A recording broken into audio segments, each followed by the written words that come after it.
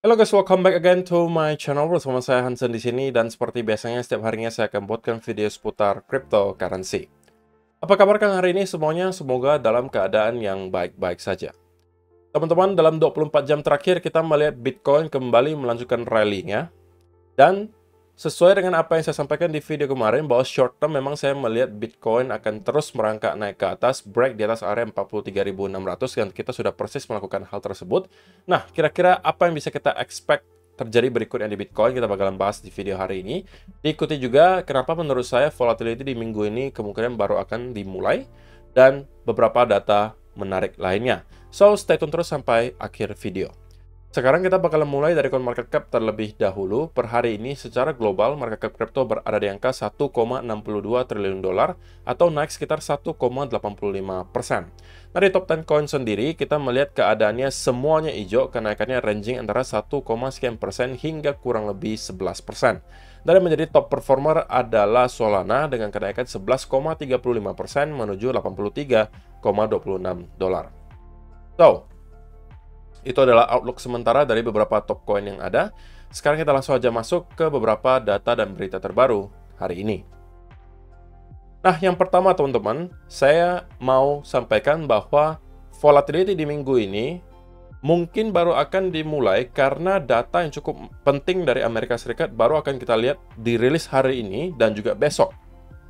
Highlight utamanya adalah besok, tapi hari ini kita mendapatkan data yang sudah cukup penting menurut saya. Itu adalah data GDP, kemudian diikuti ada Continuing Jobless Claim, Core PCE, Initial Jobless Claim, dan juga PCE Price. Jadi tentunya banyak sekali data di sini yang dijadikan indikator oleh The Fed untuk menentukan kebijakan moneter berikutnya. Sehingga itu kenapa menurut saya malam hari ini kita akan melihat volatility apabila ada satu atau dua dari data yang kita lihat di sini tidak sesuai dengan ekspektasi pasar. Itu akan kemungkinan menciptakan volatility yang paling signifikan. Tapi kalau memang sesuai, saya juga expect pasti akan ada volatility, teman-teman. Oke? Data GDP di-expect akan mengalami kenaikan dari 2,1% menjadi 5,2%. Continuing Jobless Claim juga diekspektasikan mengalami kenaikan, Initial Jobless Claim juga diekspektasikan mengalami kenaikan. Tentunya ini juga sedikit banyak adalah kemauan ya dari si The Fed itu sendiri, di mana dia pengen melihat ada pelemahan sedikit di labor market sehingga itu bisa cool down lagi demand dan menekan inflasi lebih rendah. Begitu ya. Tapi teman-teman, yang akan menjadi highlight utama adalah besok, di mana pada tanggal 22 Desember nanti kita akan mendapatkan data Core PCE Price Index dan juga PCE Price Index year on year. Yang keduanya diekspektasikan mengalami penurunan. Tentunya ini akan sangat penting untuk dipantau karena kalau memang benar mengalami penurunan, terlebih lagi kalau penurunannya lebih signifikan daripada yang diekspektasikan di sini, harusnya kita akan bisa melihat dollar index mengalami penurunan lebih lanjut dan stock market US itu kembali rally, diikuti juga mungkin cryptocurrency. Untuk hari ini, datanya akan keluar 20.30 waktu Indonesia Barat, dan besok juga sama. Jadi, malam hari ini dan besok malam 20.30 waktu Indonesia Barat, kemungkinan kita akan melihat semacam volatility di market. Jadi, ini mungkin perlu teman-teman pantau juga, terutama untuk kalian yang merupakan scalper, karena ini bisa menciptakan volatility in the short term. Gitu ya.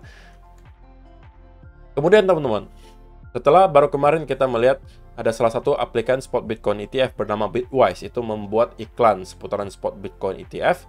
Kali ini, aplikan lainnya bernama Hashdex itu juga melakukan hal yang sama. Hashdex drops new Bitcoin ETF commercial. Competition is gonna be fire. Jadi, teman-teman, ini adalah sebuah permulaan dari apa yang akan kita lihat nanti, di mana semua aplikan spot Bitcoin ETF tentunya akan berebut customer, teman-teman. Nah, berebut customer-nya tentu dengan cara apa? Melakukan marketing. Melakukan periklanan. Gitu kan? Dan ini tentunya akan berdampak sangat baik terutama untuk kita-kita yang sudah invest start dari sekarang. Karena ketika itu mereka lakukan, ketika BlackRock, Fidelity, dan kawan-kawan semuanya udah melakukan periklanan marketing terhadap Bitcoin ETF, saya rasa pasti akan ada membawa demand yang cukup besar masuk.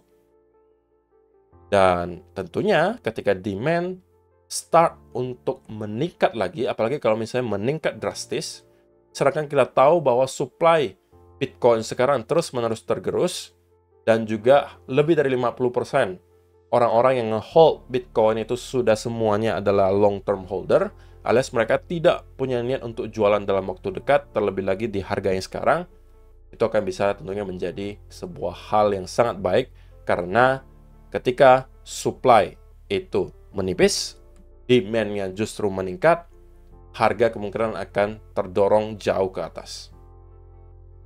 Begitu ya. Jadi ini adalah yang terjadi di depan mata kita, teman-teman, bahwa mereka-mereka ini sudah start untuk melakukan marketing. Jadi kita nggak perlu lagi nih repot-repot untuk mengajak teman-teman kita untuk membeli gitu kan.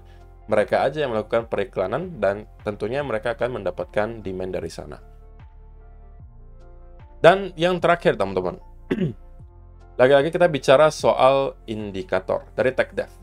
Doesn't look like it's ever been the halving. Clever if Satoshi tried to line it up though. It is a liquidity cycle world. Bitcoin lives in it. Jadi menurut TechDev, halving itu sebenarnya tidak terlalu berpengaruh dengan pergerakan harga Bitcoin, tapi yang berpengaruh justru adalah liquidity cycle.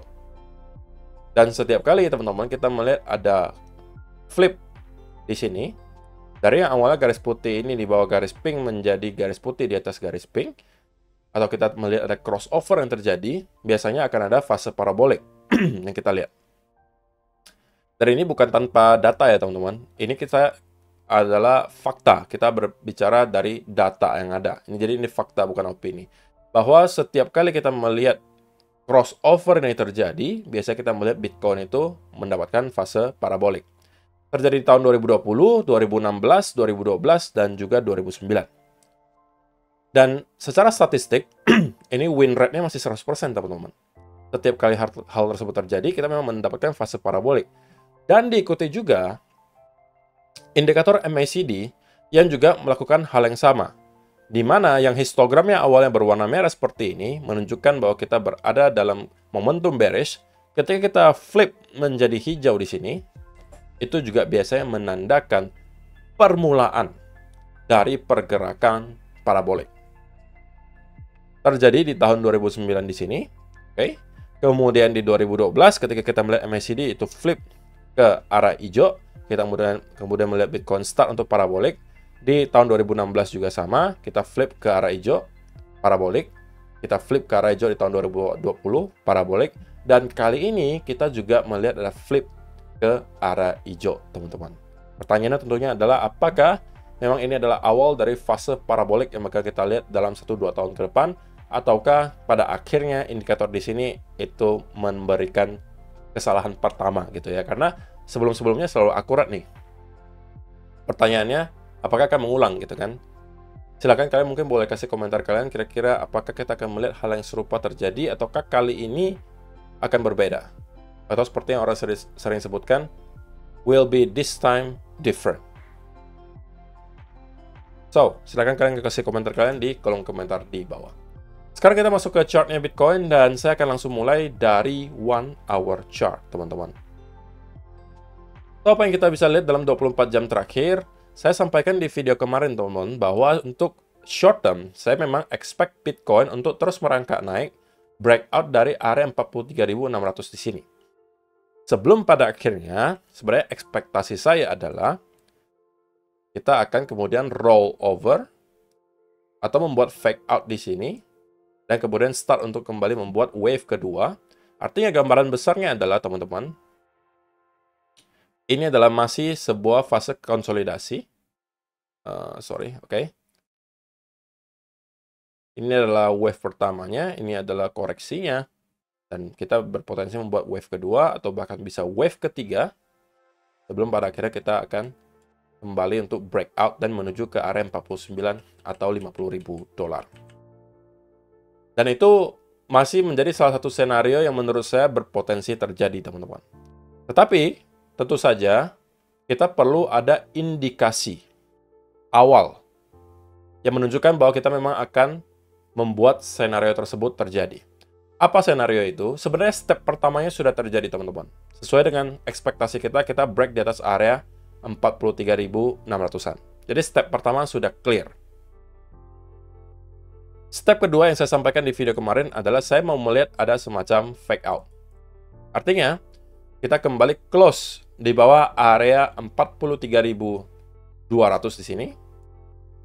Kemudian start untuk terkonsolidasi. Dan dari sana, ini akan menjadi start dari penurunan berikutnya. Jadi ini adalah indikasi yang perlu kita lihat sebelum kita menyatakan, oke, sepertinya senario tersebut akan terjadi. Tapi sebelum hal tersebut terjadi, tentunya kita berpotensi untuk melihat Bitcoin meneruskan kenaikannya dari sini. Karena kita tidak bisa pungkiri bahwa sekarang Bitcoin telah berhasil untuk melakukan breakout dari area major resistance di time frame kecil. Time frame 1 hour kita bisa melihat area ini selalu menjadi hadangan utama. Setiap kali kita mau jebol, selalu ada rejection. Di sini menjadi support, resistance, dan kali ini kita coba flip menjadi area support lagi. Nah, kalau memang kita mampu maintain di atas area di sini, maka tidak ada alasan bagi kita untuk melakukan short, teman-teman. Tetapi kalau rupanya kita melakukan hal yang tadi saya sebutkan seperti ini, maka bagi saya ini worth it untuk dicoba short. Karena kalau senario yang tadi kita bahas itu bakalan terjadi, maka ini berpotensi menghasilkan sebuah setup dengan risk to reward ratio yang cukup signifikan, teman-teman.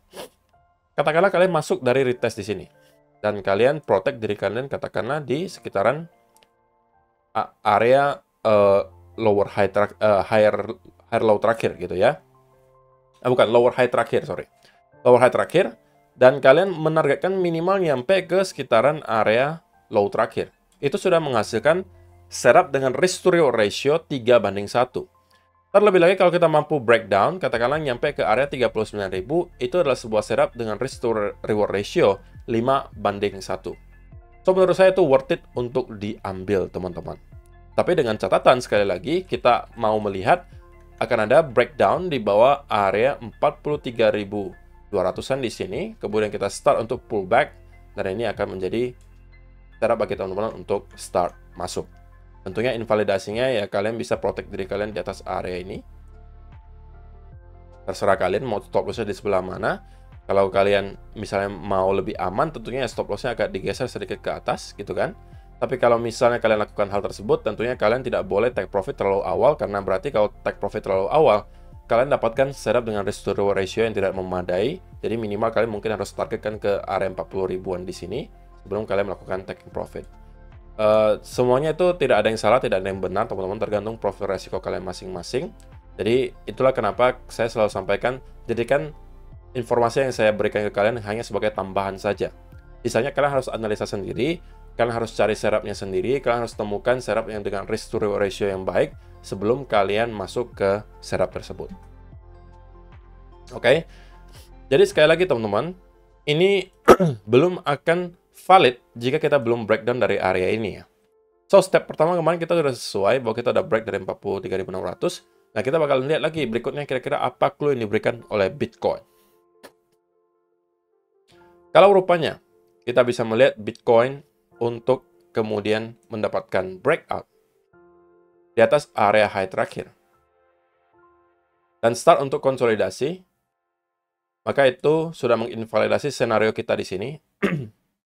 Dan ini justru bisa kemungkinan kita manfaatkan lagi sebagai long setup, teman-teman. Jika teman-teman yang belum sempat masuk di sini, ini mungkin bisa menjadi peluang berikutnya untuk continuation ke atas, menuju ke sekitaran area 48 sampai 50.000 dolar. So, kemungkinan kita masih harus memantau dengan dekat dalam beberapa waktu mendatang, mungkin 1-2 hari ke depan, atau bahkan hari ini kita bisa melihat akan ada breakdown, katakanlah retest, ini bisa menjadi setup. Tapi kalau kita bertahan cukup baik di sekitaran area di sini dan start untuk kembali rally ke atas, breakout di atas area high terakhir, maka senario untuk kita mau short itu terinvalidasi. Oke, so saya rasa itu aja yang perlu saya sampaikan di video hari ini, teman-teman. Terima kasih untuk kalian yang sudah menonton sampai selesai. See you in the next video. Bye-bye.